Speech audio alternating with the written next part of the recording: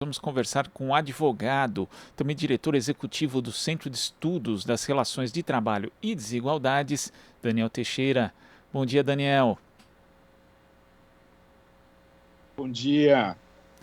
Daniel, o Brasil já sabe, né, por todos os dados que a gente tem disponíveis, que as taxas de desemprego e também de informalidade dos negros são historicamente superiores aos dos brancos. E no primeiro trimestre de 2021, a taxa de desocupação por cor ou raça ficou abaixo da média nacional para os brancos, que atingiu 11,9%, e acima para os negros, que atingiu 18,6%, e pardos 16,9%. A pandemia piorou e, de certa forma, acabou escancarando ainda mais essas condições de desigualdade do mercado de trabalho brasileiro? Sim, a gente teve com a pandemia uma piora com relação às desigualdades raciais no trabalho, e sempre lembrando que, na verdade, quando os relatórios com indicadores sociais saem, a gente está discutindo sintomas, né, de um mesmo patógeno, digamos assim, que é o racismo.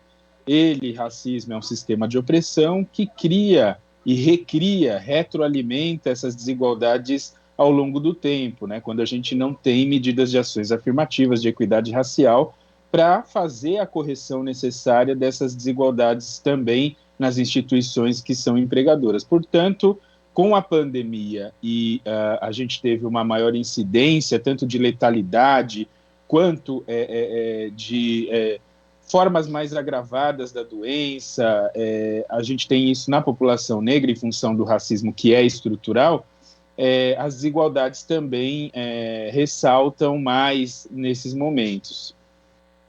Agora, existe essa desigualdade no acesso ao trabalho e também em relação à ascensão funcional quando o negro está empregado? Porque tem um estudo aqui do próprio Centro de Estudos de Relações de Trabalho e Desigualdade, o Censo Jurídico de 2018, que mostra, por exemplo, que 11% dos funcionários brancos nas bancas são sócios, e quanto aos negros não há uma quantidade significativa.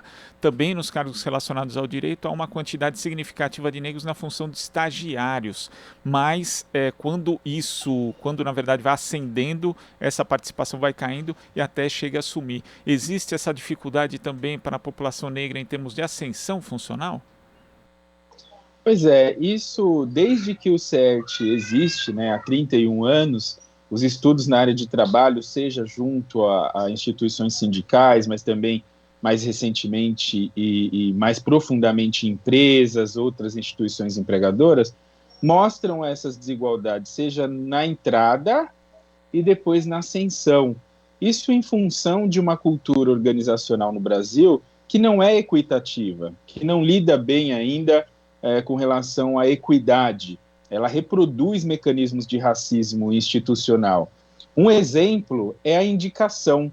Quando você tem uma empresa que é totalmente branca, ou escritório de advocacia, como você citou no exemplo, e você não problematiza esse acesso e ascensão e cultura organizacional, a tendência é que a indicação de pessoas que estão lá para cargos qualificados, cargos de tomada de decisão, cargos com melhores salários, seja de pessoas iguais às que estão lá em função do círculo de relacionamento, do networking, como é chamado no jargão empresarial, que significa esse relacionamento profissional que acaba, então, se multiplicando da forma como é, e não algo que é afirmativamente no sentido da equidade. Portanto, as empresas, escritórios, outras instituições devem tomar medidas que são afirmativas, né, as chamadas ações afirmativas visando equidade racial, sob pena da gente não ter mudança, né? É como o Einstein definiu, né, o conceito de insanidade é você tentar, sempre fazendo a mesma coisa, ter um resultado diferente. Isso não vai acontecer.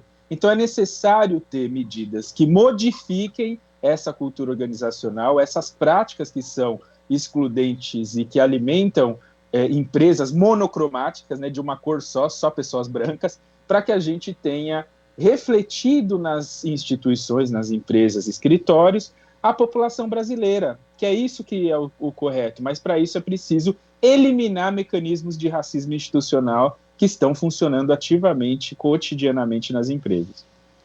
importante você mencionar justamente esse dado que também aparece na pesquisa, né, de brancos acabarem indicando só brancos quando existe ali uma possibilidade, uma oportunidade de emprego, porque essa é uma postura, inclusive, que a pessoa branca teria que ter como uma postura antirracista na prática, quer dizer, quebrar esse círculo de acabar havendo só uma hegemonia de gente branca em determinado local de trabalho, Daniel? Isso, é como a Angela Davis, né, tem uma frase que ficou marcada dela, que é: não basta ser, não discriminar, né, não basta não ser racista, é preciso ser antirracista.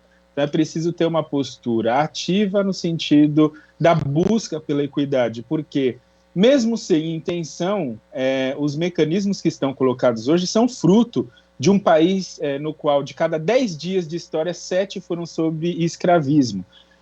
Além disso, a gente tem formas de discriminação racial contemporâneas. Tudo isso são mecanismos ativos. Basta um exemplo. Eu, na minha época de faculdade de Direito, na PUC de São Paulo, eu lembro de vagas para escritórios grandes de advocacia que só circulavam para quem era ou da PUC, ou da USP, ou do Mackenzie, sendo que essas universidades elas não tinham qualquer trabalho de equidade racial, historicamente são brancas, né? Hoje vem fazendo algumas iniciativas de inclusão, mas na época não havia. E aí você tem, se as vagas só circulam dessa maneira e não há uma problematização do tema, você tem a renovação desse mesmo perfil nos principais escritórios jurídicos do país. E a mutatis mutandis, com relação às outras empresas, você também vai ter esse mesmo perfil. Então, são necessárias várias iniciativas, entre as quais você ter, por exemplo, um grupo de funcionários negros e antirracistas, né, trabalhando no sentido de uma mudança na instituição, para que o cenário, de fato, possa ser alterado, para que possam ser indicadas pessoas negras também, porque senão você tem só essa renovação do mesmo perfil e não muda o cenário. E também o investimento das empresas, há empresas com programas de trainee, né, que são futuras lideranças para negros, há outras ações afirmativas, há um preparo da instituição também no sentido de se abrir para a equidade, diversidade, inclusão. Hoje isso é muito falado no tema do ESG, né, que na tradução é meio ambiente, social e governança das empresas, mas que é preciso ter efetividade. É preciso que isso seja levado em ações concretas e não só no discurso de uma instituição. Por isso é fundamental hoje a gente monitorar, avaliar e ter metas para a equidade racial para que isso mude no médio prazo.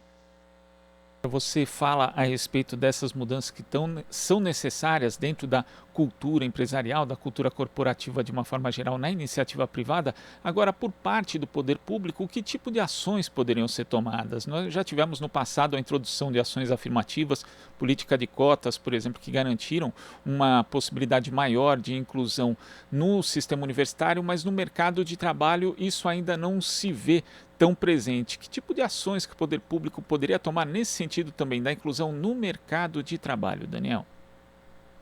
O poder público tem um papel importante ao tratar das ações afirmativas em lei, em política pública. Isso induz toda a ordem econômica, né, que na Constituição Federal está previsto no artigo 170, inciso 7, que é responsável por redução das desigualdades sociais e regionais. Isso está colocado na Constituição Federal, né, que a ordem econômica deve seguir essa norma de redução das desigualdades sociais. Considerando que o racismo está na origem das desigualdades sociais no Brasil, afinal, as primeiras interações entre portugueses, indígenas, negros no Brasil foi com base no racismo, né, hierarquizando vidas e pessoas, propiciando genocídios contra negros, indígenas e a expropriação violenta do trabalho, e essa é a nossa história de lá para cá. É fundamental o sentido reverso, né, que sejam adotadas medidas pelo poder público, que são leis, no geral, e também políticas públicas, programas, etc., para levar as empresas a adotarem ações afirmativas de forma mais ampla e efetiva. Isso também tem surgido a partir de pressões de investidores, que vem discutindo mundialmente o tema de equidade racial, principalmente após o caso George Floyd, né, nos Estados Unidos, e também no Brasil, a partir do caso do João Alberto Freitas, né, ocorrido no Carrefour. Então, esses casos têm propiciado uma maior discussão, mas ainda falta muita efetividade, seja do ponto de vista do poder público, com políticas públicas, leis, seja do ponto de vista empresarial, com iniciativas e programas próprios, no sentido de responder essa demanda que a sociedade vem pautando cada vez mais. A população negra não mais aceita ficar de fora de um projeto de desenvolvimento socioeconômico. E as empresas têm um papel aí, uma obrigação, uma responsabilidade de reduzir as desigualdades sociais, tal como previsto na Constituição Federal. Daniel, queria agradecer a sua presença aqui no Jornal Brasil Atual e até a próxima. Até a próxima, obrigado. A gente que agradece. Conversamos aqui com o advogado e diretor executivo do Centro de Estudos das Relações de Trabalho e Desigualdade, CERT, Daniel Teixeira. Você está ouvindo Jornal Brasil Atual. As notícias que os outros não dão.